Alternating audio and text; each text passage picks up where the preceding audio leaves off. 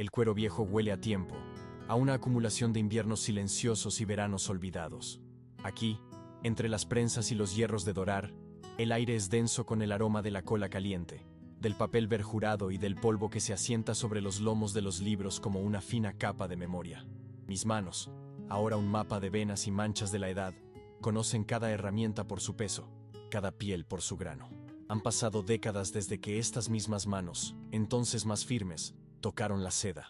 No la seda de un forro de libro ni la de una cinta marcapáginas, sino una seda que aún conservaba el calor de la piel. Un guante largo y blanco, bordado con una violeta tan discreta que era casi un secreto. Lo guardo en una caja de cedro, junto a los pliegos de un poemario que el mundo conoció, pero cuyo autor permaneció en la sombra. A veces, en tardes como esta, cuando la luz de Madrid se vuelve dorada y se filtra por los ventanales del taller, abro la caja. El guante ya no es blanco, sino del color del marfil antiguo, y la seda es frágil al tacto. No lo sostengo para recordar el dolor, pues el dolor agudo se ha desgastado con los años hasta convertirse en una melancolía sorda, una parte del tejido de mi ser. Lo sostengo para recordar la claridad. Hay momentos en la vida de un hombre que actúan como un gozne, sobre el que todo su futuro gira de forma irrevocable. El mío no fue un instante de pasión arrebatada ni de tragedia pública. Fue un momento de exquisita cortesía. Una puerta cerrándose con un sonido tan suave que apenas se oyó, pero que selló mi destino con la finalidad de una lápida. Fue el día en que comprendí que el abismo entre mi mundo de artesanía y el suyo de herencia no podía salvarse con amor, ni con arte, ni siquiera con el alma desnuda de un poeta anónimo. Aquel día me enseñaron, con una amabilidad que era más cruel que cualquier insulto, que yo era mis manos, mi oficio, mi lugar en el mundo, y nada más. Aquel recuerdo comienza no en el taller, sino en el umbral de una existencia que nunca podría ser la mía, en el distrito de Salamanca, donde las fachadas de los edificios parecían observar con una indiferencia aristocrática el ajetreo de los carruajes sobre los adoquines. Fui convocado a la residencia del Marqués de Alarcón una mañana de otoño, con un cielo plomizo que amenazaba lluvia y que parecía reflejar la opresión en mi pecho. No era una invitación, sino una citación, transmitida a través de un lacayo con una librea tan impecable que me hizo ser dolorosamente consciente del hilo desgastado en el puño de mi propia chaqueta. Al llegar, el mayordomo me recibió con una inclinación de cabeza casi imperceptible, un gesto que medía y juzgaba en un solo movimiento. Me condujo a través de un vestíbulo de mármol frío, donde mis botas de trabajo resonaban con una vulgaridad intrusiva, y me hizo esperar en una pequeña antecámara. La habitación era un estudio del silencio y la opulencia. Pesadas cortinas de terciopelo carmesí ahogaban los sonidos de la calle, creando una atmósfera de quietud casi sagrada. Un gran reloj de pie en una esquina marcaba el paso del tiempo con un tic-tac solemne y pesado, cada segundo un recordatorio de mi insignificancia en aquella casa, de que mi tiempo pertenecía a quienes podían permitirse el lujo de hacerlo esperar. Me senté en el borde de una silla de madera tallada, sin atreverme a apoyar la espalda en el brocado, con las manos sobre las rodillas para evitar tocar cualquier superficie pulida. El aire olía a cera de abejas y a un leve perfume floral, el fantasma de las rosas que sin duda adornaban los salones principales. Esperé, sintiendo cómo la grandeza del lugar me reducía. Me despojaba de mi identidad como artesano y me convertía simplemente en un hombre que no pertenecía a ese lugar. Un hombre cuyo nombre estaba a punto de ser una inconveniencia que debía ser gestionada. El silencio se prolongó hasta que se convirtió en una presencia física, una presión en los oídos, rota únicamente por el latido de mi propio corazón, que resonaba con una anticipación temerosa. Si te cautivan las historias en las que el amor debe sobrevivir a las clases sociales, al silencio y a decisiones imposibles, suscríbete ahora para seguir este viaje hasta su final, sosegado e inolvidable. Finalmente, la puerta de caoba se abrió sin un solo crujido, revelando la figura del marqués.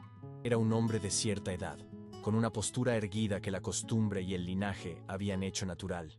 Su cabello era plateado en las sienes y vestía una bata de seda oscura sobre una camisa inmaculada. No había en él rastro de ira ni de desdén. Al contrario, su expresión era de una seriedad casi melancólica, como la de un hombre que debe llevar a cabo una tarea desagradable pero necesaria. Me indicó con un gesto que tomara asiento, aunque él permaneció de pie junto a la chimenea apagada, una mano apoyada en la repisa de mármol. Comenzó elogiando mi trabajo. Habló de la restauración de su biblioteca, de la habilidad de mis manos para devolver la vida a volúmenes que se creían perdidos. Mencionó la encuadernación de un libro de poemas que su hija, Leonor, apreciaba especialmente, y por un instante helado, creí que lo sabía todo, que había descubierto que el encuadernador y el poeta eran el mismo hombre. Pero no, su mirada era distante, sus palabras cuidadosamente elegidas para establecer el terreno de la conversación. Él era el mecenas, yo, el artesano. Una relación clara, definida por el dinero y el servicio. La conversación derivó con una elegancia mortal hacia Leonor. Habló de su futuro, de su compromiso con un industrial cuyo nombre representaba la nueva era de España, una unión que aseguraría el porvenir de la familia Alarcón. Lo presentó no como una posibilidad, sino como un pilar sobre el que descansaba el honor de su casa. Y mientras hablaba, yo sentía cómo el suelo se abría bajo mis pies. Cada palabra suya, pronunciada con una calma devastadora, era un ladrillo más en el muro que se levantaba entre ella y yo. No me acusó de nada. No mencionó miradas ni encuentros fortuitos. No necesitaba hacerlo. Simplemente estaba reafirmando el orden natural del mundo. Un orden en el que mi existencia, mis sentimientos, no tenían cabida. Un universo donde el amor era una divisa que yo no poseía. El golpe final fue administrado con la precisión de un cirujano. El marqués se acercó a su escritorio, un imponente mueble de maderas nobles, y tomó un sobre. Manuel, dijo, y fue la primera vez que usó mi nombre de pila. Una falsa intimidad que hizo que la distancia entre nosotros pareciera aún más vasta e insuperable. Aprecio enormemente su dedicación y el arte que ha demostrado. Sin embargo, dadas las nuevas circunstancias y los preparativos para la boda de mi hija, hemos decidido que los trabajos restantes en la biblioteca serán gestionados de otra manera. Consideramos que es lo más práctico. La palabra colgó en el aire, fría y afilada. Práctico. Redujo todo lo que había sentido, todo lo que había soñado, a una simple cuestión de conveniencia. Me extendió el sobre. Dentro, sabía que encontraría el pago final, una suma generosa, sin duda, diseñada para suavizar el despido y transformar un asunto del corazón en una mera transacción comercial. Mi garganta se cerró. Quería gritar, protestar, defender la dignidad de un afecto que él ni siquiera se dignaba a reconocer, pero me encontré mudo, paralizado por siglos de deferencia grabados en mi sangre. Aceptar el sobre era aceptar mi lugar, mi derrota. Mis dedos, manchados de tinta y cola, temblaron ligeramente al rozar el papel grueso y costoso. El calor subió a mi rostro, una humillación silenciosa y ardiente. Asentí, incapaz de articular una sola palabra que no sonara a súplica. Él interpretó mi silencio como un acuerdo. Le deseo lo mejor en su oficio, añadió, con un tono de finalidad que era una clara orden de partida. Se giró de nuevo hacia la chimenea, dándome la espalda, un gesto de despido más elocuente que cualquier palabra. El encuentro había terminado, había sido borrado de sus vidas con una cortesía impecable, y sentí que la puerta de su mundo se cerraba ante mí, no con un portazo, sino con el clic casi inaudible y definitivo de una cerradura. El camino de vuelta desde el barrio de Salamanca hasta mi taller en el barrio de las Letras fue un descenso a través de mundos distintos, un viaje que nunca me había parecido tan largo. El aire opulento y perfumado de las grandes avenidas dio paso gradualmente al olor a carbón, a comida guisada y a la humanidad bulliciosa de mis propias calles. Pero por primera vez, no sentí que regresaba a casa, sino a una celda cuyas paredes eran mi propio estatus. Los sonidos familiares, el traqueteo de los carros, las voces de los vendedores, el repique lejano de una campana de iglesia, llegaban a mis oídos como si vinieran de una gran distancia, amortiguados por la conmoción que entumecía mi mente. El sobre del marqués pesaba en el bolsillo de mi chaqueta, no por el dinero que contenía, sino por el peso de lo que simbolizaba, el precio de mi silencio, la liquidación de una esperanza. Entré en mi taller, y el olor familiar a cuero y papel me recibió como siempre, pero aquel día su consuelo se sentía distinto, como el abrazo a un destino del que no podía escapar. Me quedé inmóvil en el centro de la habitación, rodeado de las herramientas de mi arte, los testigos silenciosos de mi orgullo y mi identidad. Miré mis manos. Eran manos fuertes, capaces de transformar materiales brutos en objetos de belleza perdurable, capaces de escribir versos que hacían llorar a extraños. Pero en el mundo del marqués, en el mundo de Leonor, estas manos no eran un don, sino una marca, el emblema ineludible de mi clase. La cruel lucidez de la situación me golpeó con una fuerza abrumadora. No había sido rechazado por un defecto en mi carácter o por una falta en mi devoción. Había sido desestimado por lo que era. Mi ser entero había sido pesado, medido y encontrado insuficiente, no por falta de alma, sino por falta de cuna. En ese momento, en la quietud de mi santuario profanado, supe que mi amor por ella solo podría existir donde nadie pudiera verlo. En el silencio de las páginas y en el recuerdo de un guante de seda, que ahora se sentía como una reliquia de un sueño imposible. Mi vida no comenzó con la promesa de la seda, sino con la honestidad áspera de la madera y el olor penetrante del tanino. Nací en este mismo barrio, el de las letras, en un piso humilde sobre una imprenta cuyo rítmico traqueteo fue la primera nana que conocí. Mi padre era ebanista, un hombre de pocas palabras y manos elocuentes, que me enseñó el evangelio del trabajo bien hecho. Para él, la dignidad no residía en el linaje ni en la fortuna, sino en la perfecta unión de una junta de mortaja y espiga, en la superficie de una tabla lijada hasta alcanzar la suavidad del agua en calma. Mi infancia transcurrió entre virutas de madera que se enroscaban en mis cabellos y el aroma a resina y barniz que se adhería a mi ropa como una segunda piel. No conocí el lujo de los juguetes comprados. Mis tesoros eran bloques de caoba desechados que yo tallaba en formas toscas, y los pliegos de papel sobrantes de la imprenta de abajo, en los que dibujaba mundos que solo existían en mi imaginación. Mi educación formal fue breve y funcional, lo suficiente para aprender a leer, escribir y manejar los números necesarios para el oficio. La verdadera escuela fue el taller. Allí aprendí a observar, a tener paciencia, a comprender que la belleza a menudo exige un sacrificio silencioso. Mi padre me enseñó a respetar el material, a escuchar el susurro de la veta antes de hacer el primer corte, pero también me inculcó, con una firmeza callada, las fronteras invisibles de nuestro mundo. Somos lo que hacemos, Manuel, solía decir, mientras sus manos guiaban las mías sobre el cepillo. Un hombre debe conocer su lugar y enorgullecerse de él, no anhelar lo que no le corresponde.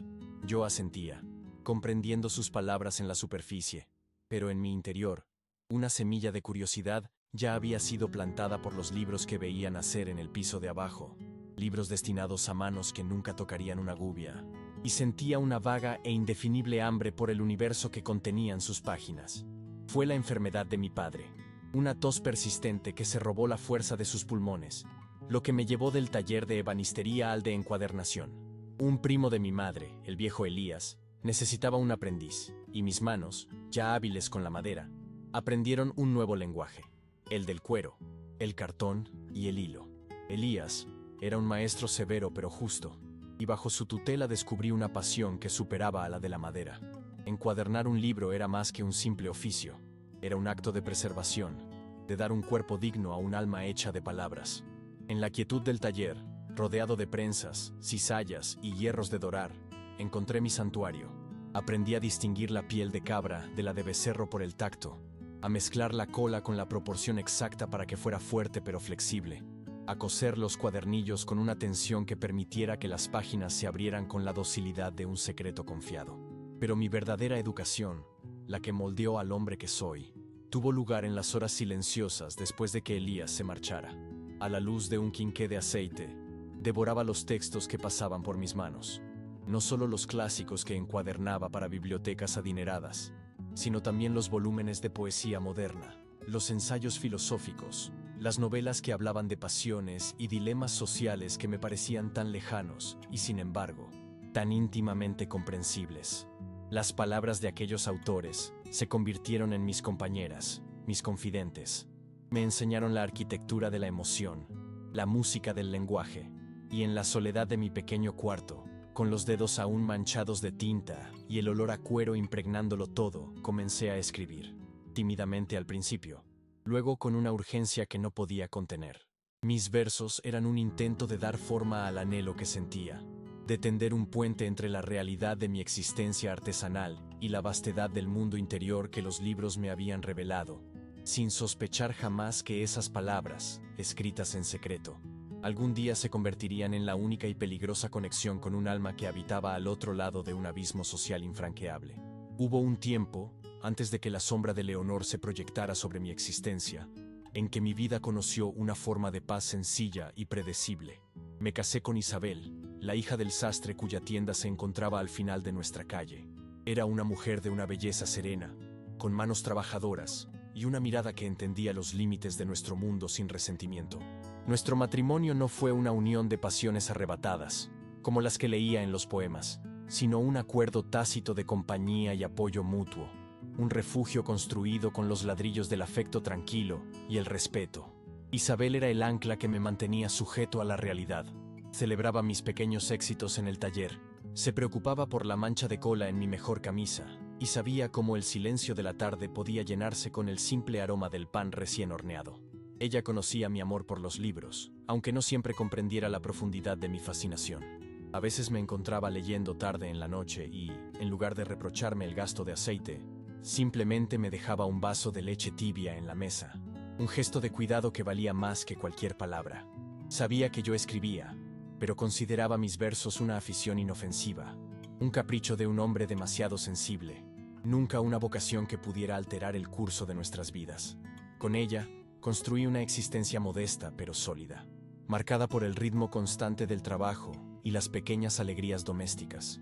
Su muerte, repentina y cruel, a causa de unas fiebres que los médicos no supieron atajar, partió mi vida en dos. El taller, que antes había sido mi santuario, se convirtió en una celda de silencio. El olor a cuero y papel ya no era un consuelo, sino un recordatorio constante de la ausencia. La soledad que siguió no fue la soledad fértil del artista, sino el vacío desolador de un hombre a la deriva. Me sumergí en el trabajo con una dedicación febril, buscando en la precisión del oficio un antídoto contra el dolor. Fue en ese largo invierno de mi alma, cuando creía que mi corazón se había cerrado para siempre, cuando recibí la primera misiva de la casa de Alarcón, una llamada que me conduciría a su biblioteca, y sin saberlo, a un tipo de desolación completamente diferente. La primera vez que crucé el umbral de la residencia del Marqués de Alarcón, sentí como si estuviera entrando en otro país, uno con un aire más enrarecido y leyes no escritas que yo desconocía por completo. El mayordomo, un hombre cuya postura era un estudio de la desaprobación contenida, me guió a través de pasillos donde el sonido de mis botas de trabajo sobre el mármol pulido parecía una profanación. Todo a mi alrededor susurraba una opulencia silenciosa y abrumadora. Los pesados cortinajes de terciopelo que absorbían la luz y el sonido. Los retratos de antepasados que me observaban desde las paredes con miradas severas y distantes. El delicado perfume de cera de abejas y flores frescas que flotaba en el ambiente, tan diferente del olor terrenal a cuero y cola de mi taller. Me sentí despojado de mi identidad, reducido a mi función. Era el encuadernador, una extensión de mis herramientas, una presencia necesaria pero invisible. La biblioteca era una estancia magnífica, un templo dedicado al conocimiento y al linaje. Las estanterías de caoba se elevaban hasta un techo artesonado, y miles de volúmenes, con sus lomos de piel dorada, formaban un mosaico de historia y cultura. Una escalera de caracol ascendía hacia una galería superior, y la luz entraba a través de altas ventanas, iluminando el polvo que danzaba en sus rayos como partículas de oro. Fue allí donde pasé las siguientes semanas, en un silencio casi monástico, trabajando para restaurar los tesoros de la familia. El marqués me visitaba ocasionalmente, evaluando mi progreso con una cortesía distante, hablando de los libros como se habla de posesiones valiosas, no de compañeros del alma. Me acostumbré a la atmósfera de la casa, a los movimientos sigilosos de los sirvientes, al lejano tintineo de una campana que convocaba a un mundo al que yo no tenía acceso. Me convertí en un fantasma en su opulencia, un artesano que trabajaba en los márgenes de sus vidas, y esa invisibilidad, al principio incómoda, se convirtió en una especie de capa protectora. Estaba tan inmerso en mi labor, tan concentrado en el delicado arte de devolver la vida al papel y al cuero, que no fui consciente de que estaba siendo observado por alguien que veía en aquellos libros no solo un legado, sino una escapatoria. La conocí en una tarde de finales de primavera, cuando la luz dorada de Madrid se filtraba por los ventanales de la biblioteca, encendiendo el polvo en el aire. Yo estaba en lo alto de una escalera de mano, tratando con sumo cuidado un frágil infolio del siglo XVII, cuando la oí entrar. No fue un sonido, sino más bien un cambio en la atmósfera de la sala, una presencia que alteró la quietud. Bajé la mirada y la vi. Estaba de pie junto a una de las grandes mesas, con la espalda hacia mí, pasando los dedos por el lomo de un libro con una caricia reverente. Llevaba un vestido sencillo de color azul pálido, y la luz del sol se enredaba en su cabello oscuro. recogido en un moño sobrio del que se escapaban algunos mechones rebeldes. Se movía con una gracia natural que parecía ajena a la rigidez de su entorno. Durante varios minutos, permanecí inmóvil, observándola en secreto, sintiéndome un intruso en su momento de contemplación privada. Finalmente, se giró, y al descubrirme en la escalera, un leve rubor tiñó sus mejillas. Sus ojos, de un color avellana profundo, me miraron con una mezcla de sorpresa y curiosidad, sin la indiferencia calculada que había visto en los demás habitantes de la casa. «Perdone», dijo, y su voz era suave, con una musicalidad que me pareció tan fuera de lugar en aquel silencio opresivo como una flor silvestre en un jardín formal. No pretendía interrumpir su trabajo. Bajé de la escalera, limpiándome instintivamente las manos en mi delantal de cuero. «No interrumpe en absoluto, señorita», respondí, mi propia voz sonando áspera y extraña en mis oídos. Señaló el libro que yo había estado reparando. «Es una edición preciosa», comentó. «Mi abuelo la apreciaba mucho». Hablamos durante unos minutos, no como una dama y un artesano, sino como dos personas que compartían un amor genuino por los libros.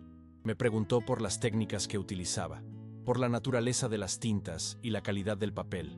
Sus preguntas eran inteligentes, perspicaces, revelando un conocimiento y una pasión que iban más allá de la mera posesión. En aquel breve intercambio, el abismo entre nuestros mundos pareció encogerse hasta convertirse en una delgada línea. Y por primera vez en aquella casa, no me sentí invisible, sino visto, y en la intensidad de su mirada, descubrí un peligro mucho más profundo que el de ser simplemente un hombre fuera de su lugar. Tras la brutal cortesía de mi despido, me preparé para un silencio absoluto, la clase de olvido que la alta sociedad impone a aquellos que han transgredido, aunque sea de forma involuntaria, sus fronteras invisibles. Los días se convirtieron en un purgatorio de rutina. Cada movimiento de mis manos sobre el cuero y el papel, un eco de mi conversación con el marqués. Cada aroma en el taller, una memoria de la opulencia que había olido en su casa. El sobre con el pago final permanecía sin abrir en un cajón. Un recordatorio ponzoñoso de la transacción que había convertido un sentimiento en una deuda saldada. Me sumergí en el trabajo con la desesperación de un hombre que se ahoga, buscando en la precisión de las costuras y el brillo del pan de oro un ancla en la tormenta de mi humillación. Pero la imagen de Leonor persistía, no como un sueño dulce, sino como una herida abierta.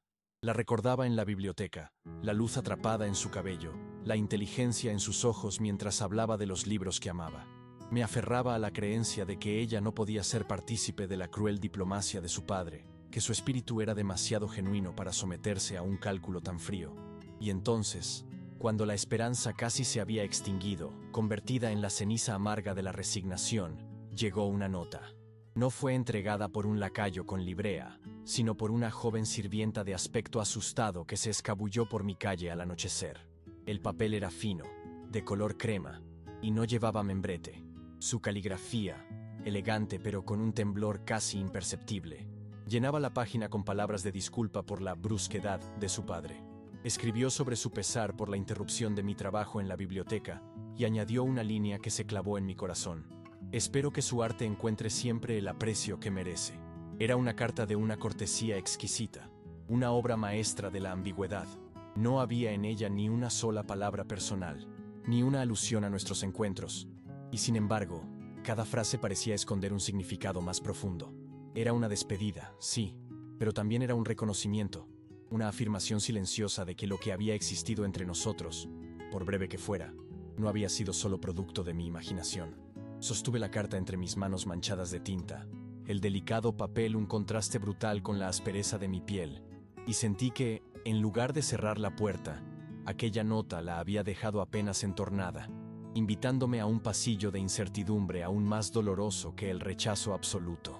La carta de Leonor se convirtió en mi talismán y mi tormento. La leía una y otra vez a la luz del quinqué, buscando en el trazo de cada letra una inflexión, un sentimiento oculto que la estricta etiqueta social le había impedido expresar abiertamente.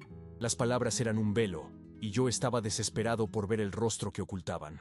Aquella nota, tan cuidadosamente impersonal, me dio el coraje imprudente para creer que la distancia impuesta por su padre no era necesariamente un reflejo de sus propios deseos. Comencé a frecuentar los lugares donde una casualidad plausible podría propiciar un encuentro. Sabía, por conversaciones oídas en la biblioteca, que ella y su tía, una mujer conocida por sus ideas más liberales, solían asistir a misa los jueves por la mañana en la iglesia de San Jerónimo el Real, no por devoción ostentosa, sino por un aprecio genuino por la música del órgano. Así que allí me encontraba yo, de pie en la penumbra de una capilla lateral, sintiéndome un sacrílego, no por mi falta de fe, sino por la naturaleza profana de mi vigilia. La vi llegar, acompañada de su tía, ambas vestidas con una elegancia sobria que las distinguía de la opulencia más llamativa de otras feligresas. Durante el servicio, mi atención no estaba en el altar, sino en su perfil, en la forma en que inclinaba la cabeza durante la oración, en la quietud de sus manos enguantadas sobre el misal. Cuando la misa terminó y los fieles comenzaron a salir, mi corazón latía con una violencia que me ahogaba. Salí al atrio, posicionándome cerca de las escalinatas, fingiendo admirar la arquitectura. Pasaron junto a mí. Su tía me reconoció con una leve inclinación de cabeza, una mezcla de sorpresa y, me pareció, una pizca de compasión en su mirada. Leonor levantó la vista y nuestros ojos se encontraron. Por un instante fugaz, vi en ellos el mismo reconocimiento, la misma calidez que había visto en la biblioteca. Pero fue solo un instante. Inmediatamente, su expresión se volvió controlada, distante, la máscara de cortesía que su clase le exigía. «Buenos días», dijo, su voz apenas un susurro, y el saludo no era para mí, sino para el aire, para nadie en particular. No se detuvieron, siguieron su camino, y yo me quedé inmóvil, sintiendo el frío de la piedra a través de las suelas de mis zapatos, comprendiendo que aunque nuestros ojos se hubieran encontrado, una corriente invisible y poderosa ya la estaba arrastrando lejos de mi alcance. El encuentro en la iglesia me dejó con una sensación de desasosiego aún más profunda. La distancia que había sentido no era de indiferencia, sino de una cautela forzada, una barrera erigida no por falta de sentimiento, sino por un exceso de él. Fue su tía, doña Inés, quien pareció ofrecer un puente sobre ese abismo. Unos días después, recibí una invitación formal a una de sus famosas tertulias literarias. El evento no se celebraría en la residencia de Alarcón, sino en la casa de la propia doña Inés, un lugar conocido por reunir a artistas, escritores y pensadores, de una forma que desafiaba las rígidas convenciones de la aristocracia más rancia. La invitación era un gesto deliberado, una anomalía social que solo una mujer de su reputación y carácter podría permitirse. Para mí, era un salvavidas. Pasé los días previos en un estado de ansiedad febril, debatiendo qué ponerme, consciente de que mi mejor traje, aunque limpio y cuidado, delataría mi condición con la misma claridad que mis manos. Al llegar, me sentí como un extranjero con un pasaporte falso. El salón estaba lleno de gente, el aire vibraba con el murmullo de conversaciones inteligentes y el aroma a tabaco de calidad y perfume francés. Vi a críticos literarios cuyos nombres solo conocía por los periódicos, a pintores de barba bohemia y a damas que discutían sobre filosofía con una libertad que me resultaba asombrosa. Y la vi a ella. Leonor estaba sentada cerca de la chimenea, hablando con un poeta anciano y célebre. Llevaba un vestido de terciopelo verde oscuro que hacía resaltar la palidez de su piel a la luz de las lámparas de gas. Se reía de algo que el poeta decía, y el sonido de su risa, libre y sin artificios, era algo que yo nunca había oído. Durante casi una hora, permanecí en un rincón, una sombra entre los invitados, observándola desde la distancia, sin atreverme a cruzar el espacio que nos separaba. Un espacio que no solo estaba medido en pasos, sino en generaciones de privilegio. Finalmente, doña Inés me vio y, con una amabilidad que parecía a la vez un rescate y una prueba, me tomó del brazo y me guió a través del gentío directamente hacia ella, dejándome varado ante la única persona en el mundo cuya presencia podía a la vez salvarme y destruirme. Leonor, querida, estoy segura de que recuerdas al señor Manuel, el artista que obró milagros en la biblioteca de tu padre, dijo doña Inés, su voz con un matiz de intencionalidad que no pasó desapercibido. El poeta anciano nos miró con curiosidad por encima de sus gafas, y por un momento, el murmullo del salón pareció desvanecerse, dejándonos a los tres en un islote de silencio expectante. Leonor se levantó, un movimiento fluido y lleno de gracia. El rubor que tiñó sus mejillas era casi imperceptible bajo la luz dorada. Por supuesto, tía. Es un placer volver a verle, señor, dijo, y su voz era formal, controlada, la antítesis de la risa que yo había escuchado momentos antes. Me tendió la mano, un gesto de cortesía estándar, pero en el breve contacto de su piel enguantada con la mía, sentí un temblor, o quizás fue el mío propio. Nuestra conversación fue una agonía de banalidades. Hablamos de libros, sí, pero de una manera general, impersonal. Mencioné una nueva edición de Becker, y ella asintió, comentando sobre la calidad de la impresión. Cada palabra era un escudo, cada frase una retirada a un terreno seguro y neutral. El poeta, sintiendo quizás la tensión subyacente, intervino con anécdotas literarias que llenaron los incómodos silencios. Yo era dolorosamente consciente de la distancia física que ella mantenía, del cuidado con el que evitaba que su mirada se detuviera en la mía por más de un segundo. Era una danza de evasión, una coreografía de la distancia social ejecutada a la perfección. Entonces, la puerta del salón se abrió para admitir a un recién llegado, y la atmósfera cambió. Era un hombre de mi edad, pero que se movía con una seguridad y una confianza que solo el dinero y el estatus pueden conferir. Vestía con una elegancia impecable, y su saludo al resto de los invitados era el de un hombre acostumbrado a ser el centro de atención. Era su prometido, el industrial. Se acercó a nuestro grupo, y al verle colocar una mano posesiva en el respaldo de la silla de Leonor, sentí una punzada fría y afilada en el pecho. Ella me presentó con una formalidad gélida. Este es el señor Manuel, el encuadernador. El hombre me dedicó una inclinación de cabeza casi imperceptible, su mirada evaluándome y descartándome en un solo instante, antes de volverse hacia ella, reclamando su atención por completo y dejándome efectivamente invisible una vez más. El resto de la velada en casa de doña Inés transcurrió como una pesadilla febril. Me retiré a mi rincón, observando desde las sombras cómo Leonor era absorbida de nuevo por su mundo, un mundo en el que yo era una nota a pie de página, una curiosidad momentánea. Vi a su prometido, Ricardo, dominar la conversación a su alrededor, no con la agudeza intelectual de los poetas, sino con la confianza rotunda de un hombre que mide el valor del mundo en fábricas y balances.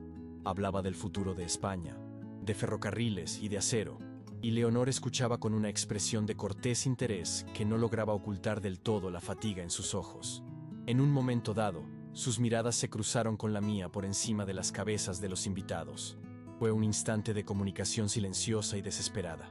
Vi en sus ojos una disculpa, una tristeza, un anhelo de algo que aquella habitación dorada no podía ofrecerle. Pero fue solo eso, un instante, antes de que se viera obligada a volver su atención a la conversación, a desempeñar el papel que le había sido asignado. Me marché sin despedirme, deslizándome fuera de la casa como un ladrón. La noche de Madrid estaba fría, y el aire limpio en mis pulmones se sentía como un alivio tras la atmósfera sofocante del salón. Mientras caminaba de vuelta a mi barrio, la distancia entre su mundo y el mío nunca me había parecido tan vasta y tan cruelmente real. No eran solo los vestidos de seda y los apellidos antiguos. Era una forma de ser, una seguridad innata, una incapacidad para imaginar una existencia diferente. A la semana siguiente, impulsado por una mezcla de desesperación y la necesidad de saber si aquel instante de conexión silenciosa había sido real, le escribí una carta. No era una carta de amor, pues no me atrevía a tanto. Era una nota breve, cuidadosamente redactada, en la que le decía que había encontrado un raro volumen de poesía mística portuguesa que sabía que le interesaría, y me ofrecía a dejárselo a su tía. Era una excusa, un pretexto para mantener abierto un canal de comunicación, por tenue que fuera. La envié a través de un mensajero de confianza y esperé. Pasó un día, luego dos. Una semana se convirtió en dos. El silencio que siguió a mi carta fue más profundo y más definitivo que cualquier palabra de rechazo. Una ausencia que comenzó a carcomer la poca esperanza que me quedaba. El silencio de Leonor se extendió como una mancha de tinta sobre papel secante, absorbiendo lentamente los últimos vestigios de color de mi esperanza. Cada día, el regreso del cartero con las manos vacías era una pequeña muerte. Me decía a mí mismo que estaría ocupada, que la carta se habría extraviado, que las complejidades de su vida social no le dejaban tiempo para asuntos tan triviales. Pero en el fondo de mi corazón, sabía que estaba presenciando el lento y deliberado cierre de una puerta. La falta de respuesta no era un descuido, era un mensaje, era la forma más amable, y por tanto la más cruel, de comunicarme que el puente que su tía había intentado tender en la tertulia era intransitable. Mi presencia en su vida, incluso a través de la distancia segura de una carta sobre libros, se había vuelto insostenible. La humillación de la espera se agrió hasta convertirse en una amarga resignación. Decidí hacer un último intento, no de forzar una conexión, sino de entender la finalidad de su silencio. Terminé la restauración de un pequeño libro de horas que había pertenecido a su abuela, una tarea que había quedado pendiente tras mi despido. Era una obra exquisita, y había puesto en ella todo mi arte, puliendo el cuero hasta que brillaba con una luz propia y dorando los cantos con un cuidado casi devocional. En lugar de enviarlo, decidí llevarlo yo mismo, con el pretexto de asegurarme de que se entregaba en mano. Al llegar a la imponente fachada de la residencia de Alarcón, no tiré de la campanilla de los visitantes, sino que me dirigí, como me correspondía, a la entrada de servicio. El mayordomo que me recibió era el mismo hombre de postura rígida, pero esta vez su expresión no contenía ni siquiera la fría profesionalidad de antes. Era una máscara de impaciencia y desdén apenas velado. Le expliqué mi propósito, mostrándole el paquete cuidadosamente envuelto. «La señorita no está disponible», dijo, su voz plana y definitiva. «Puede dejarlo aquí, se lo haremos llegar». Ni siquiera me ofreció pasar al vestíbulo de servicio. Permanecimos en el umbral, yo en la calle, él en el interior, la puerta actuando como una frontera literal y simbólica. La silla en la antecámara donde una vez había esperado, sintiéndome pequeño bajo el peso de la opulencia. Ahora me estaba vedada. Ya no era ni siquiera un artesano al que se hacía esperar. Era un simple recadero al que se despachaba en la puerta. Un extraño cuya presencia era una inconveniencia que debía ser gestionada con la mayor celeridad posible. Le entregué el paquete al mayordomo. Nuestros dedos no se tocaron. El intercambio fue tan impersonal como si le estuviera entregando una mercancía a un empleado de almacén. Él tomó el libro sin una palabra de agradecimiento. Su único interés era cerrar la puerta y borrar mi presencia de su vista. Mientras la pesada hoja de madera se cerraba ante mí, el sonido del cerrojo al girar resonó en la calle silenciosa con la finalidad de un martillazo en un ataúd. Me quedé allí por un momento, mirando la puerta cerrada, la superficie de caoba pulida que reflejaba una versión distorsionada de mi propia figura. El rechazo era tan absoluto, tan estructural, que casi tenía una belleza terrible. No había sido una escena, ni un grito, ni una acusación. Había sido simplemente el funcionamiento suave y eficiente de una maquinaria social diseñada para mantener a la gente como yo en su lugar. El camino de vuelta a mi taller fue una marcha fúnebre. Cada paso sobre los adoquines me alejaba de su mundo y me hundía más en el mío. La comprensión comenzó a asentarse en mi mente, no como una revelación repentina, sino como un veneno lento. El silencio de Leonor, la frialdad del mayordomo, la puerta cerrada. No eran actos de malicia personal. Eran síntomas de una enfermedad social, las manifestaciones externas de una ley no escrita que dictaba que ciertos sentimientos, por genuinos que fueran, eran simplemente imposibles. No se trataba de que yo no fuera digno como hombre, sino de que era inadecuado como partido. Mi alma, mis pensamientos, mi arte, todo eso era irrelevante frente al hecho inmutable de mi nacimiento. Unas semanas más tarde, el destino me ofreció una ilustración aún más gráfica de esta verdad. Fui al Teatro Real para entregar una partitura encuadernada para uno de los directores de orquesta. Mientras esperaba en el vestíbulo durante el intermedio, en medio del murmullo de la alta sociedad madrileña, la vi. Estaba del brazo de su prometido, rodeada por un grupo de amigos. Se reía, una risa brillante y forzada que no llegaba a sus ojos. Nuestros caminos se cruzaron. Por un instante, el mundo se detuvo. Estábamos a solo unos metros de distancia. Me vio. Vi el pánico fugaz en su mirada, el reconocimiento instantáneo seguido de una decisión calculada. Su rostro se convirtió en una máscara de educada indiferencia. Giró ligeramente la cabeza, como si un detalle en la arquitectura del otro lado del vestíbulo hubiera captado de repente su atención, un movimiento sutil pero inequívoco. Había sido borrado, no con ira, sino con la discreción de una anfitriona que evita a un invitado inoportuno. La evitación en el teatro fue un golpe más profundo que cualquier insulto directo. Un insulto habría sido un reconocimiento, una admisión de que yo existía y era una amenaza. Aquel gesto, aquel desvío deliberado de la mirada, me relegaba a la inexistencia. Me convertía en un fantasma en su realidad, una figura en el fondo que debía ser ignorada para mantener la compostura de la escena. Me retiré del vestíbulo, sintiendo las miradas de los acomodados sobre mi ropa modesta, y me refugié en las sombras de los pasillos de servicio, el olor a polvo y gas contrastando con el perfume caro que impregnaba las zonas públicas. La partitura que llevaba en las manos se sentía pesada, un recordatorio de la única razón por la que se me permitía pisar aquel sagrado recinto. Entregué el encargo y me marché, sin esperar a que la función terminara. Caminar por las calles nocturnas, bajo la luz parpadeante de las farolas de gas, me proporcionó un amargo consuelo. Aquí, en el anonimato de la ciudad, podía respirar, pero la herida supuraba. Los días siguientes, una nueva formalidad se instaló en mis interacciones con el mundo que rozaba el suyo.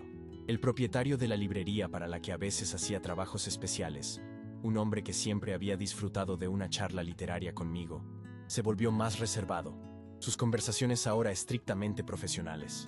Los pequeños encargos que solían llegar de familias del barrio de Salamanca disminuyeron, como si una orden silenciosa se hubiera propagado, advirtiendo que mi trabajo, aunque impecable, ahora venía acompañado de una complicación social indeseable. Incluso doña Inés, la tía de Leonor, parecía haberse retirado. Un día me la encontré en la calle del Prado. Me saludó, pero con una prisa inusual, su habitual calidez reemplazada por una amabilidad teñida de lástima.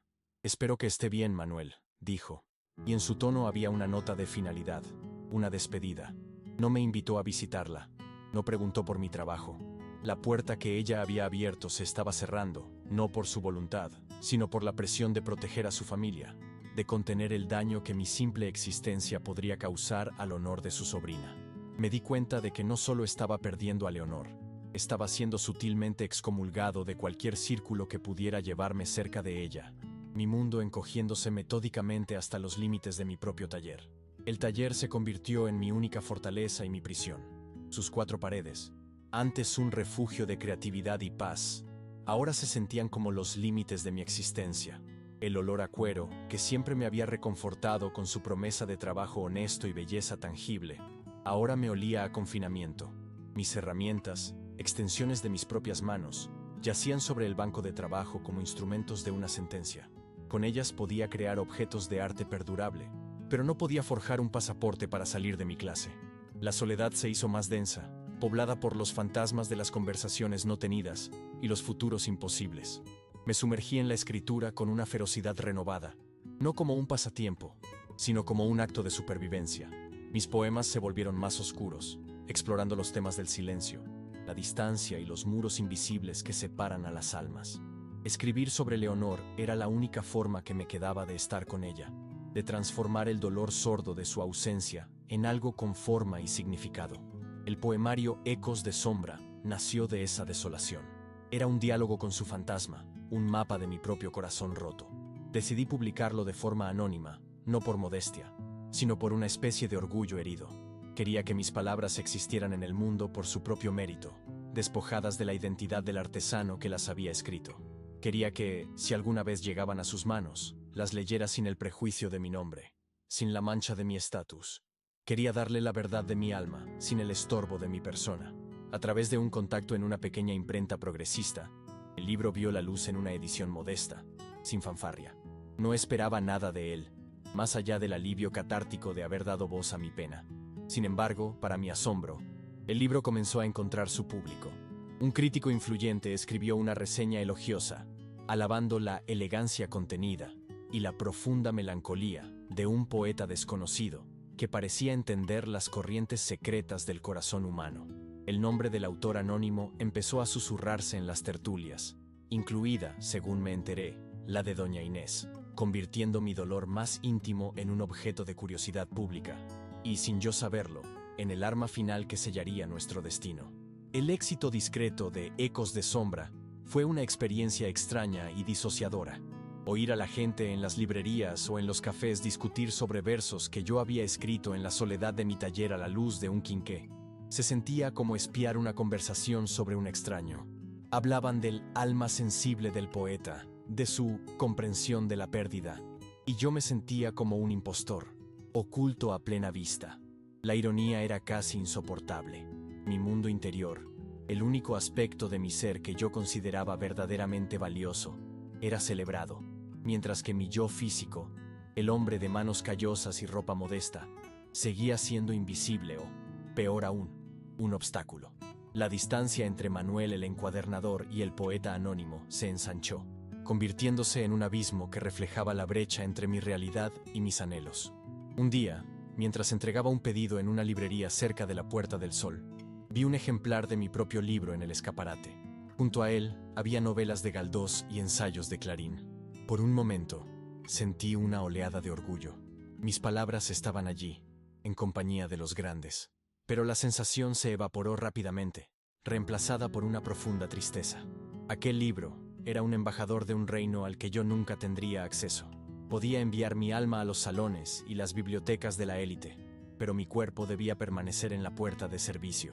Esta dualidad se hizo dolorosamente clara cuando me enteré, a través de los chismes de un impresor, de que el libro se había vuelto especialmente popular entre las damas de la alta sociedad, que veían en sus versos un eco de sus propias vidas restringidas y sus anhelos silenciosos.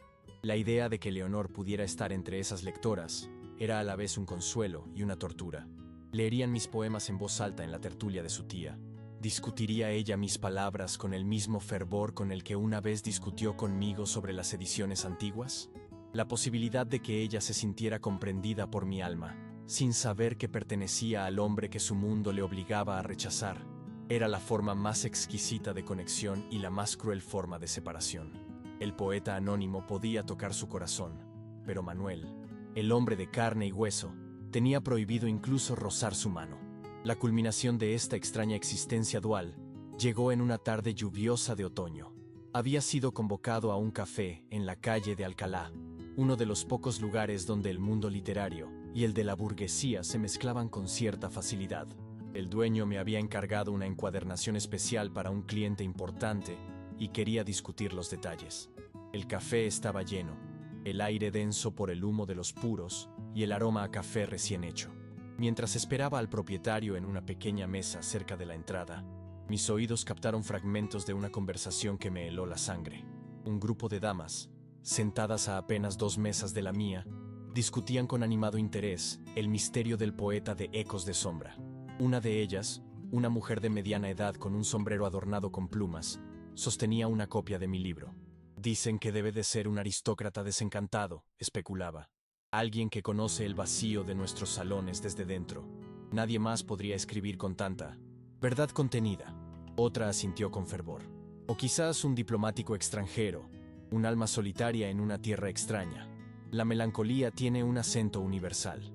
Escuchaba sus teorías, cada una más alejada de la realidad que la anterior, y sentía una extraña mezcla de triunfo y amargura. Mi alma, desnuda en aquellas páginas, era un objeto de debate, una pieza de salón, mientras mi cuerpo, el hombre que la contenía, permanecía invisible, un mueble más en el decorado del café. El propietario se acercó finalmente, ajeno a la tormenta que se desataba en mi interior, y comenzó a hablarme en voz baja sobre los tipos de piel y los hilos de seda para su encargo. Asentí y respondí con la deferencia acostumbrada, mi voz sonando extrañamente tranquila, mientras a pocos metros de mí, mi esencia era disecada y catalogada por las mismas personas que, de saber mi identidad, apenas me habrían dirigido una mirada. La disonancia era tan profunda, tan violenta, que sentí un mareo. Era 2 hombres a la vez, un poeta aclamado y un artesano ignorado, y en el abismo que los separaba, comprendí con una claridad aterradora que el mundo no tenía espacio para que ambos fueran la misma persona. Salí del café y me adentré en la llovizna fina que envolvía Madrid en un velo gris. El aire frío en mi rostro fue un alivio, una bofetada de realidad que me ayudó a anclarme de nuevo en mi propio ser. Mientras caminaba, el sonido de mis botas sobre las aceras mojadas marcaba un ritmo fúnebre. Las palabras de aquellas mujeres resonaban en mis oídos. Un aristócrata desencantado, un diplomático extranjero. Buscaban al autor de mis versos en las alturas de su propio mundo, incapaces de concebir que una sensibilidad así pudiera florecer en el suelo humilde de un taller de artesano. No era malicia por su parte, sino una ceguera estructural, una limitación de la imaginación impuesta por generaciones de privilegio. Y en ese momento, mientras la ciudad se movía a mi alrededor con su indiferencia habitual, un recuerdo olvidado emergió de las profundidades de mi memoria con una fuerza inesperada. No era un recuerdo de Leonor, ni de su padre, sino de Isabel, mi difunta esposa, y de una conversación que habíamos tenido años atrás, en una noche muy parecida a esta. Estábamos sentados en nuestra modesta cocina, el calor de la estufa de carbón luchando contra el frío que se filtraba por las ventanas. Yo le leía un pasaje de un libro, y ella cosía a la luz de la lámpara, su rostro sereno concentrado en la tarea. De repente, levantó la vista y me dijo algo que en su momento me pareció una simpleza, pero que ahora adquiría el peso de una profecía. «Tienes un alma demasiado grande para nuestro pequeño mundo, Manuel», dijo, no con admiración, sino con una nota de preocupación en su voz. «Ten cuidado de que no te ahogue».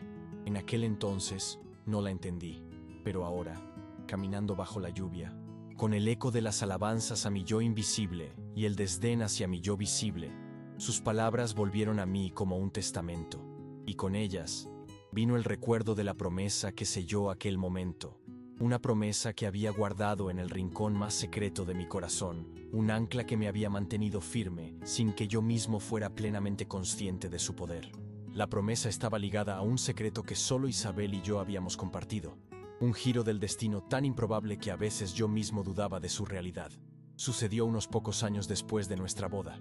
Un día, recibí una citación de un notario en la calle Serrano, una dirección tan alejada de mi mundo que al principio pensé que se trataba de un error. Fui con mi mejor traje, sintiéndome un impostor a cada paso que daba en aquel barrio de fachadas señoriales. La oficina del notario era un santuario de silencio y caoba, donde el aire olía a papel sellado y a dinero antiguo. El hombre, un anciano de gafas doradas y maneras secas, me informó, con una total falta de emoción, que un tío abuelo de Isabel, un hombre del que ella apenas tenía un vago recuerdo de la infancia y que había emigrado a Cuba décadas atrás, había muerto sin descendencia directa, nombrándola a ella, su pariente más cercana, como única heredera de su considerable fortuna. Al principio, no pude procesar sus palabras. Fortuna era un concepto abstracto, algo que leía en las novelas. Pero el notario fue específico. Habló de una plantación de azúcar cerca de Santiago, de varias propiedades inmobiliarias en La Habana, y, lo más tangible de todo, de una suma de dinero depositada en un banco de Madrid que, al ser traducida de pesetas a la moneda de mi propia vida, representaba más de lo que yo podría ganar en 10 vidas de trabajo ininterrumpido. Salí de aquella oficina aturdido, con los documentos en un maletín que de repente parecía pesar una tonelada. Caminé sin rumbo por las calles, el murmullo de la ciudad un zumbido distante. La llave que me habían entregado no abría solo una caja de caudales, abría la puerta de un mundo completamente diferente. Un mundo donde los trajes no tenían hilos desgastados y las manos no estaban manchadas de tinta. Y el primer sentimiento que me invadió no fue la euforia, sino un terror profundo y paralizante. El vértigo de un hombre que se asoma a un precipicio que no sabía que existía. Aquella noche, Isabel y yo nos sentamos a la mesa de la cocina, los documentos del notario extendidos entre nosotros, como un mapa de un país desconocido. La luz del quinqué se reflejaba en los sellos de lacre y en las firmas elaboradas, símbolos de un poder y una realidad que nos eran completamente ajenos. Isabel, siempre tan práctica y anclada a la tierra, miraba los papeles con una mezcla de asombro y desconfianza. Trazó con el dedo el nombre de su tío abuelo, un fantasma que había regresado de entre los muertos para trastocar nuestra existencia. Hablamos durante horas, nuestras voces apenas susurros, como si temiéramos que los vecinos pudieran oír la magnitud de nuestro secreto. Exploramos las posibilidades, cada una más vertiginosa que la anterior. Podríamos venderlo todo, comprar una casa en el barrio de Salamanca, no tan grande como la del Marqués, pero sí respetable. Podría abandonar el taller, o mantenerlo como un capricho, un pasatiempo de caballero. Podríamos contratar sirvientes, comprar un carruaje. Yo podría vestir como los hombres que veía en el vestíbulo del Teatro Real. Podríamos viajar, ver París, Roma, ciudades que hasta entonces solo habían sido nombres en los lomos de los libros que encuadernaba.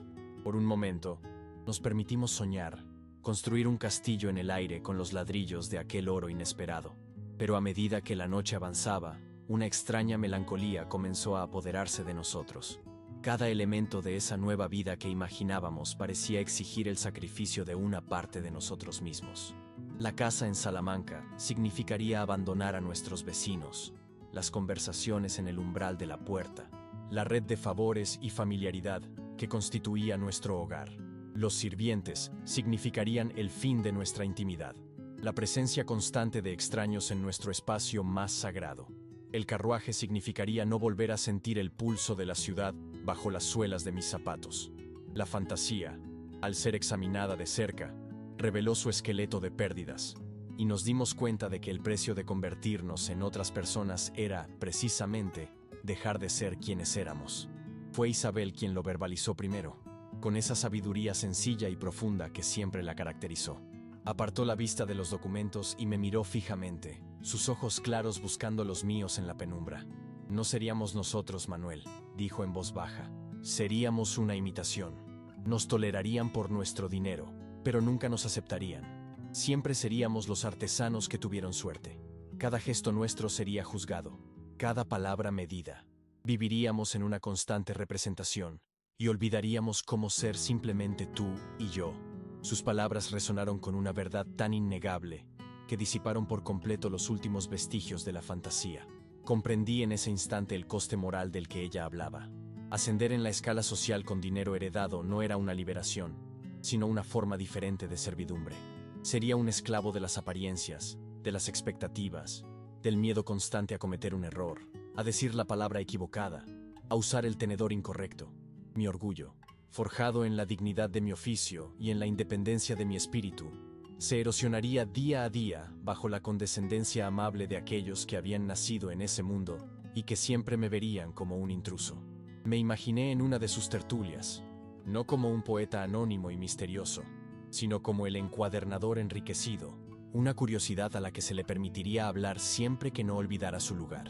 Me vi presentándome a Leonor, no con la honestidad de mis manos, sino con la credencial de mi cuenta bancaria, y la idea me revolvió el estómago. Aquella noche, junto a Isabel, tomé una decisión. Hicimos una promesa. El dinero estaría ahí, como una red de seguridad, un baluarte contra la pobreza y la enfermedad. Pero no lo tocaríamos para cambiar quiénes éramos. Seguiría siendo Manuel, el encuadernador. Seguiríamos viviendo en nuestro piso, en nuestro barrio. Mi identidad no estaría en venta, ni por toda el azúcar de Cuba. En los años que siguieron, cumplimos esa promesa con una disciplina silenciosa. Nombré a un administrador, un hombre discreto recomendado por el notario, para que gestionara las propiedades en Cuba y los fondos en Madrid. Los ingresos, considerables, se acumulaban en una cuenta a la que yo no me acercaba, salvo para asegurarme de que todo estaba en orden una vez al año. Vivíamos de lo que yo ganaba con mis manos. La única diferencia, imperceptible para el mundo exterior, era la ausencia de miedo. Cuando la enfermedad se llevó a Isabel, pude pagar a los mejores médicos, aunque al final su ciencia resultó inútil. Pude darle un entierro digno, sin la humillación de tener que pedir préstamos. El dinero se convirtió en eso, un escudo contra las peores indignidades de la pobreza, no una escalera para trepar a las alturas de la vanidad. Tras su muerte, la promesa se volvió aún más sagrada. Era mi último vínculo con ella. Con su sabiduría, mantenerla era mantenerla viva en mi interior. Y así, continué mi vida. Un hombre secretamente independiente que elegía vivir como un artesano. La gente de mi barrio me respetaba por mi oficio. Los clientes adinerados me apreciaban por mi habilidad. Nadie sospechaba la verdad. Esta elección me otorgó una libertad que el dinero por sí solo nunca podría haber comprado. La libertad de ser yo mismo, sin disculpas. Cuando conocí a Leonor, esta libertad se puso a prueba. La tentación de usar mi secreto para impresionarla, para intentar acortar la distancia entre nosotros, fue una punzada breve y vergonzosa. Podría haberle encargado a mi administrador que comprara una pequeña editorial, que publicara mis poemas con mi nombre en la portada. Podría haberme presentado en la tertulia de su tía no como el artesano invitado por caridad, sino como un mecenas de las artes. Pero la imagen del rostro de Isabel, su advertencia sobre convertirnos en una imitación, me detuvo. Sabía que si Leonor se sentía atraída por mí bajo esas falsas pretensiones, no se habría enamorado de mí, sino de una construcción, de un personaje que yo interpretaba. Y el amor, si no se basa en la verdad del ser, es la más desoladora de las prisiones. Esta verdad oculta redefinió por completo mi encuentro con el Marqués de Alarcón. Mientras estaba sentado en aquella antecámara, sintiéndome pequeño y juzgado, una parte de mí observaba la escena con una distancia irónica. Él me hablaba desde la altura de su linaje y su posición, asumiendo mi total dependencia de su mecenazgo, sin saber que el hombre al que estaba despidiendo con una generosa pero humillante liquidación podría haber comprado la mitad de los libros de su preciada biblioteca sin pestañear. La crueldad de su cortesía, su manera de reducir un sentimiento profundo a una cuestión de conveniencia práctica, perdió parte de su poder sobre mí. Su juicio se basaba en mi apariencia, en mi oficio, en la narrativa que él había construido sobre quién era yo. No tenía ni idea del hombre real, del universo interior que yo habitaba, un universo que incluía no solo versos y sueños, sino también escrituras de propiedad y acciones bancarias. Al aceptar su sobre con el pago final, no estaba aceptando mi derrota, como creí en aquel momento de humillación. Estaba participando en una farsa, desempeñando el papel que él me había asignado porque revelar la verdad habría sido una vulgaridad, una agresión que no estaba en mi naturaleza. Habría sido rebajarme a su nivel, usar el dinero como un arma, algo que había prometido no hacer jamás. Mi silencio en su despacho no fue el silencio de la sumisión, sino el silencio del control. Él creía que estaba cerrando una puerta para protegerme de su mundo, pero en realidad, yo estaba manteniendo cerrada una puerta para proteger el mío, un mundo donde la dignidad no se heredaba ni se compraba, sino que se forjaba en el crisol de las elecciones conscientes. Aquel marqués, con toda su opulencia y su poder, nunca entendería que la verdadera riqueza reside en la capacidad de rechazar lo que el mundo cree que todos deberían desear. Y Leonor, pensar en ella a través del prisma de mi secreto era la forma más aguda de dolor. Con dinero, ¿habría cambiado algo? Quizás. Podría haber intentado negociar con su padre. Un artesano con una dote inesperada podría haber sido considerado, si la suma era lo suficientemente grande como para resolver los problemas financieros de los Alarcón. Podría haberme convertido en una solución, una opción práctica para usar la palabra del marqués. Pero ¿a qué precio? Me la imagino en esa vida conmigo, en una casa comprada pero no heredada, rodeada de un lujo que para mí sería siempre un disfraz. La vería marchitarse bajo las miradas compasivas de sus amigas, defendiéndome en conversaciones susurradas, justificando constantemente su elección. Se habría convertido en mi guardiana, en mi traductora social, y el amor que sentíamos se habría erosionado bajo el peso de esa carga. Nuestro hogar no habría sido un refugio, sino un escenario. Yo, por mi parte, me habría resentido de la necesidad de demostrar constantemente mi valía, de comprar la aceptación con regalos y generosidad. El dinero se habría convertido en el centro de nuestra relación, el pilar inestable sobre el que todo descansaba. La habría amado, sí, pero mi amor se habría teñido de la amargura de saber que, en el fondo, ella se había casado no solo conmigo, sino con mi fortuna. El abismo entre nosotros no era meramente financiero, era cultural, era una forma de entender el mundo. Y ninguna cantidad de dinero podría haber construido un puente lo suficientemente fuerte como para soportar el peso de 2 vidas enteras. Dejarla ir, aceptar el veredicto de su padre, fue, en última instancia, el único acto de amor puro que podía ofrecerle. El de salvarla de un futuro en el que mi amor la habría condenado a una forma diferente de jaula dorada. El poder que me otorgaba mi secreto no era, por tanto, un poder sobre los demás, sino un poder sobre mí mismo. Era la fuente de mi agencia, la soberanía sobre mis propias decisiones. Me permitió navegar por las aguas de la humillación social sin ahogarme. Cuando el prometido de Leonor, Ricardo, me miró con desdén en la tertulia de doña Inés, descartándome como una pieza irrelevante en el tablero, pude soportar su mirada sin encogerme. Él veía a un simple encuadernador. Yo veía a un hombre atrapado en su propia armadura de expectativas y arrogancia. Un hombre cuya identidad se definía enteramente por su riqueza y su estatus, mientras que la mía estaba anclada en algo mucho más profundo e inexpugnable. Su poder dependía de la validación externa, del reconocimiento de su clase. El mío era interno, invisible, y por tanto, invulnerable a sus juicios. Esta soberanía interior era mi verdadero patrimonio. La plantación en Cuba podía ser arrasada por un huracán, los bancos podían quebrar, pero la elección que había hecho, la integridad que había preservado, era mía para siempre.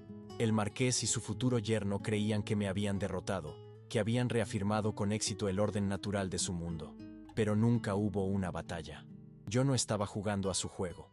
Ellos competían por el territorio, la influencia y el honor, medidos en apellidos y dotes. Yo luchaba por algo que ellos ni siquiera podían concebir, la coherencia del alma. No me vencieron, simplemente nunca me vieron. Nunca entendieron que el hombre que apartaban con tanta facilidad no era un peón tratando de cruzar el tablero, sino un rey en su propio y modesto reino. Un reino cuyas fronteras él mismo había elegido y cuyas leyes él mismo había escrito. Comprendí entonces la verdadera naturaleza de mi poesía. La publicación anónima de Ecos de Sombra no había sido un acto de timidez, sino una manifestación instintiva de mi vida secreta. El anonimato era la única forma en que mi verdad podía existir en el mundo. El libro era el embajador de mi alma, capaz de cruzar las fronteras de clase que mi cuerpo no podía. Podía entrar en los salones, reposar en las manos de Leonor, ser discutido y amado.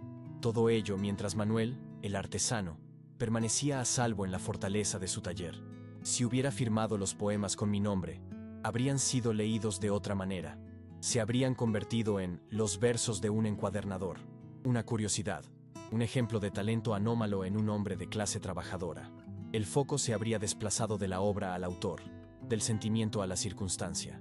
El anonimato despojaba a las palabras de todo contexto social, obligando al lector a enfrentarse a ellas en su estado más puro. Le permitía a Leonor conectar con mi esencia sin el prejuicio de mi existencia. Era una conexión perfecta y trágica, un amor que solo podía consumarse en el espacio etéreo entre la página y el lector. Al mantener mi identidad oculta, no solo protegía mi libertad personal, sino también la integridad de mi arte. Mis palabras no pedían permiso para ser escuchadas, no buscaban la aprobación de la élite, simplemente existían, como una fuerza de la naturaleza, y encontraban su camino hacia aquellos corazones que estaban lo suficientemente abiertos como para recibirlas. El poeta anónimo no era una máscara que yo usaba para esconderme. Era, en realidad, la expresión más honesta y completa de quién era yo, liberado de las cadenas de mi nombre y mi lugar en el mundo.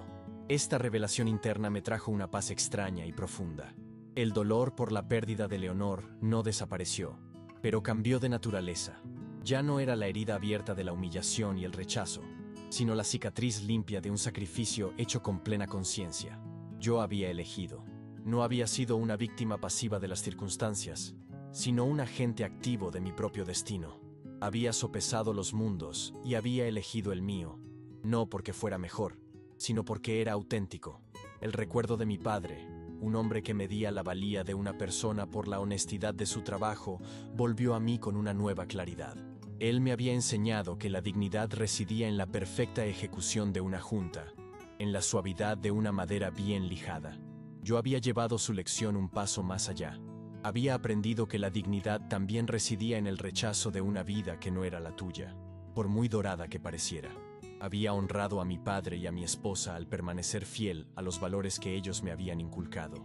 El taller, que durante un tiempo me había parecido una prisión, recuperó su condición de santuario. El olor a cuero y cola ya no era el aroma del confinamiento, sino el perfume de la libertad. Mis herramientas no eran los instrumentos de una sentencia, sino los cetros de mi reino. Cada libro que encuadernaba era un acto de afirmación, una declaración silenciosa de mi identidad. Yo era Manuel, el artesano, el poeta, el hombre que había visto el otro lado del abismo y había decidido, por voluntad propia, no cruzarlo. Esta certeza se convirtió en mi armadura, una protección invisible contra las flechas de la condescendencia y la indiferencia del mundo. Ya no necesitaba la validación de nadie, ni siquiera la de Leonor. Mi valía no dependía de su amor ni de la aceptación de su clase. Residía en el conocimiento tranquilo y firme de la elección que había hecho en la quietud de mi propio corazón. En las semanas que siguieron a mi epifanía en el café, una calma se asentó sobre mí. El mundo exterior no había cambiado. Seguía siendo un artesano en un barrio obrero de Madrid. Las noticias de la inminente boda de Leonor con el industrial Ricardo llenaban las columnas sociales de los periódicos que a veces hojeaba. Leía los detalles de los preparativos, los nombres de los invitados ilustres, las descripciones del ajuar, y sentía una distancia serena, como si leyera sobre personajes de una novela. La punzada de celos y pérdida que antes me habría desgarrado ahora era un eco sordo, la vibración de una cuerda que ya no estaba tensa. Una tarde, mientras organizaba unos pliegos de papel antiguo, encontré la caja de cedro donde guardaba sus reliquias, el guante de seda blanco y la nota que me había enviado. La abrí. El guante, ahora del color del marfil, yacía sobre el terciopelo desgastado. Lo tomé en mis manos. Ya no sentía el calor fantasma de su piel, sino la fría realidad del objeto. Era un recuerdo, sí, pero ya no era una herida. Era el símbolo de un camino no transitado, y por primera vez, no sentí pesar por ello. Lo que había entre nosotros había sido real, una conexión de almas que trascendía las barreras de clase, pero precisamente por su pureza, no podía sobrevivir en el mundo contaminado de las transacciones y las apariencias. Nuestro amor era como uno de mis poemas, perfecto en su forma contenida, pero demasiado frágil para soportar el peso de la realidad. Guardarlo en el silencio y la distancia no era una traición, sino la única forma de preservarlo intacto, de honrar su esencia. Comprendí que el verdadero amor no siempre busca la posesión, sino a veces la preservación. Y para preservar lo que sentía por ella, tuve que renunciar a ella, una paradoja tan dolorosa como ineludible. Decidí que era hora de un último acto, no de comunicación, sino de cierre. Un acto que hablara el lenguaje del silencio y del simbolismo que ambos entendíamos tan bien. Pasé varios días creando una nueva encuadernación para un ejemplar de Ecos de Sombra. No elegí pieles exóticas ni dorados ostentosos. Opté por un cuero marroquí de un azul profundo, flexible y suave, sin título en la cubierta, liso y anónimo. Las guardas eran de papel marmoleado con vetas de oro y plata como un cielo nocturno. Cosí los cuadernillos con hilo de seda y pulí los cantos hasta un brillo discreto.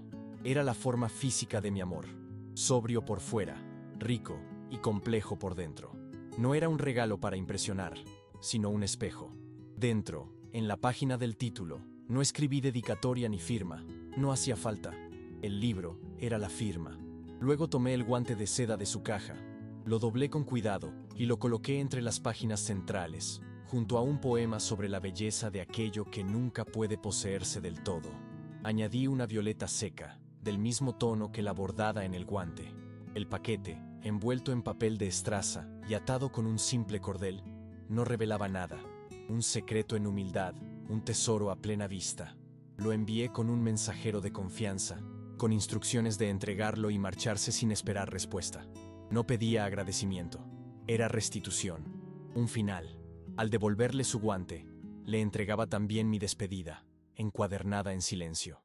Y al enviarlo, sentí una liberación. No el inicio de otra correspondencia, sino el epílogo de una historia que solo nosotros dos habíamos leído. Los días siguientes adquirieron una calma nueva. No resignación, sino aceptación. El taller volvió a ser mi reino, no mi exilio. El mundo exterior, los rumores de la boda, se convirtió en un ruido lejano. A veces me permitía imaginarla recibiendo el libro, no con lágrimas ni escenas, sino con una comprensión silenciosa en la soledad de su habitación. Confiaba en su inteligencia para entender que no era acusación ni lamento, sino un adiós que honraba lo vivido. La liberaba de toda deuda de sentimiento, y yo elegía la paz por encima de la posesión. Un par de semanas antes de la boda, cuando creía haber sellado por completo esa puerta, llegó una nota de doña Inés. Breve, sutil. Organizaría una reunión íntima para despedir la soltería de su sobrina, y mi perspectiva de artista sería valiosa. Era una bomba envuelta en cortesía. La tentación dolió como una punzada en el pecho. Verla una vez más, escuchar su voz, compartir el mismo aire. Pero vi la escena con claridad insoportable. Yo allí como invitado anómalo, mi presencia tensando la conversación. Leonor obligada a una amabilidad distante, miradas curiosas intentando descifrar mi lugar. No sería un encuentro de almas, sino una representación social, y sería profanar el final limpio que ya había escrito. Comprendí entonces que, a veces, el verdadero amor exige la ausencia como última prueba. Protegerla a ella, y el recuerdo sagrado de lo nuestro, significaba mantenerme lejos. Me senté en mi escritorio y respondí con la misma delicadeza con la que se cierra un libro valioso. Agradecí su generosidad, elogié su salón y fabriqué una obligación ineludible, un encargo para la biblioteca de un monasterio en Salamanca que requería mi presencia inmediata. Una mentira plausible, digna, que la protegía a ella y a doña Inés de cualquier sospecha. Al firmar, sentí que no solo declinaba una invitación, firmaba un tratado de paz con mi destino. Esa misma tarde tomé otra decisión, darle un propósito a mi libertad. Madrid era un mapa de su ausencia. Para sanar de verdad, debía empezar un libro nuevo. Instruí a mi administrador para liquidar propiedades e inversiones y consolidar el capital en Madrid. Con una parte, compraría el edificio entero del taller para asegurar el santuario. Con el resto, fundaría una entidad anónima, la Fundación para las Artes del Libro, destinada a becar y equipar a jóvenes encuadernadores, impresores y grabadores con talento y sin recursos. Sería mi respuesta silenciosa al mundo que valora el linaje por encima del mérito. Donde ellos perpetúan un nombre, yo cultivaría un oficio. Mi legado no estaría en mármol, sino en manos expertas. Han pasado muchos años. El taller es el mismo, pero el silencio está lleno de aprendices. Nunca volví a ver a Leonor. Supe de ella a retazos.